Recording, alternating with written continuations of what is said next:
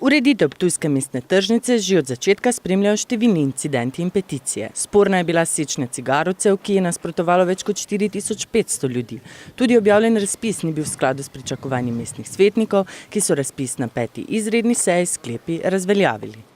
Žal se je torej nova oblast odločila drugače, projekt so popolnoma spremenili in spreminjajo ta prostor na mesto iz tržničnega, ga spreminjajo v prireditveni prostor brez ustreznih parkirnih prostorov.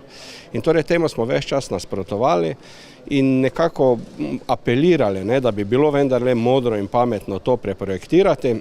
Višina investicije, ki znaša 4,8 milijona evrov, je po mnenju večine mestnih svetnikov previsoka, saj bi se lahko tržnica uredila v sodelovanju z lokalnimi podjetji. Torej, ta tržnica bi se dala zgraditi brez enega evra evropskega denarja. Torej, če bi se našim javnim podjetjem podelila koncesija za parkirno hišo, torej naša podjetja imajo 3 bonitete, komod bi dobile dovolj kreditov, zgradile bi parkirne hiše, dobile koncesijo na 25 ali 30 let, si povrnile kredit.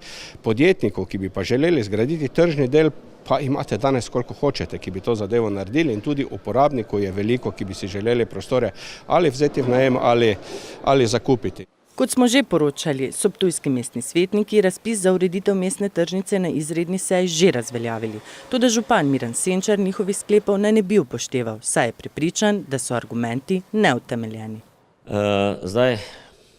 Torej, da vse z razpisom verjetno ni bilo čisto, bom rekel, tako kot bi moralo biti, kaže že na to, da je bilo zdaj odpiranje ponudb, ne vem, 5-krat, kolikokrat je bilo preloženo.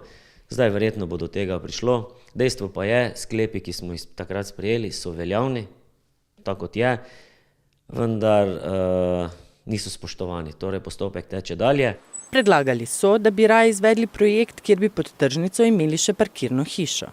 Smo ocenili, da bi po vzoru, recimo, ne vem, tudi Burghaus, kot takšno zgodovinsko mesto, ima parkirno hišo v sredini. In mi smo pač zagovarjali ta projekt, da je pod tržnico parkirna hiša, da se ta prostor obnovi, in čeprav ima naziv obnova tržnice, vemo, da bo tiste tržnice kot takšne zelo malo. Na ime izbranega izvajalca gradbenih del za ureditev mestne tržnice na Ptuju bomo morali počakati še vsaj teden dni, če roka za oddajo vnovič ne bodo prestavili.